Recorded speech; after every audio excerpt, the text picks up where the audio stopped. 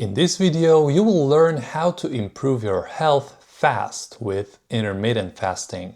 By the end of the video, you will understand the mechanism and you will be able to implement this strategy in a safe and effective manner. My name is Szymon and welcome back to my channel. Let's talk about it. Intermittent fasting means eating normally during certain periods and then abstaining from all the calories, just water, or perhaps some black coffee or tea. And abstaining from calories for long enough is the crucial part. It's the fastest way to lower insulin. During your eating window, you would typically consume roughly about the same amount of calories you would typically consume without fasting, or slightly less, and split your foods into 2 or 3 larger meals. So what are the benefits of intermittent fasting? The primary level is insulin. When you're not eating, insulin drops. That biologically opens the door for fat oxidation, so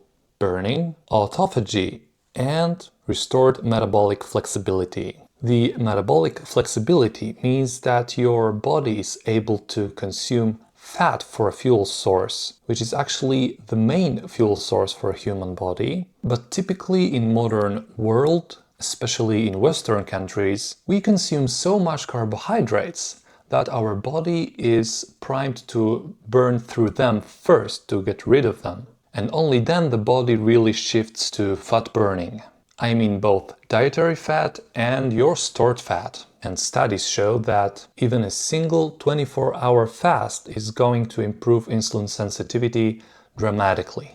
Beyond insulin, fasting raises adrenaline and ticks up the metabolic rate without triggering starvation. You're mobilizing energy, not shutting down. And intermittent fasting is a way of practicing fasting without starving yourself, depriving of precious nutrients, and without much calorie restriction. You're eating as much food as before, but in a shorter window, and you win metabolically. So how to do it safely and effectively? Start modest. Don't jump into 24-hour fast if your body is still insulin resistant. Here's the progression. Phase 1. As a foundation, a 12-hour overnight fast, dinner at 6 p.m., first meal at 6 a.m. Your insulin will have time to drop during your sleep. It doesn't have to be 6 a.m. for a breakfast. It should fit your schedule, so adjust accordingly. You go like this until you adapt, feel comfortable and ready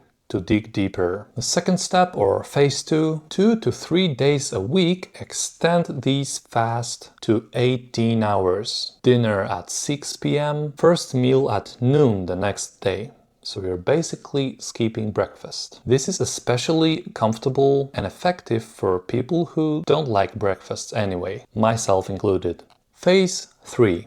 Occasional strategic full day of fasting. Once you're keto adapted and fully comfortable, a 24-hour fast every 2 to 4 weeks works especially well. But remember, you need to be fat adapted or keto adapted, so your body must feel comfortable at using fat as a source of fuel. Now the critical rule. How you end your fasting is even more important than how long you've been fasting. That's where most people fail. After fasting, they binge on refined carbs and trigger a refeeding cycle that undoes the benefit and can actually cause metabolic harm. Plan in advance exactly what you will eat after you finish your fasting. Protein and fat. That's critical. No carbohydrates. Can be a steak, eggs, some fish, stuff like that. Here's why this matters so much. If you've spent hours bringing your insulin and glucose down, then spike them through the roof using junk food, you can create a metabolic state called refeeding syndrome, a serious situation with serious consequence. So end your fasting deliberately. Eat what you've planned before. Even if you're still hungry 20 minutes later, this hunger eventually passes. Caveat: don't fast if you have a proven history of eating disorders. And the leaner you already are, the more cautious you need to be.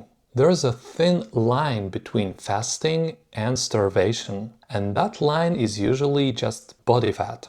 Also, intermittent fasting works best if you're already fat adapted. So if you choose to go keto or low carb first, and then add intermittent fasting, that's the safe and easy way of stepping into it.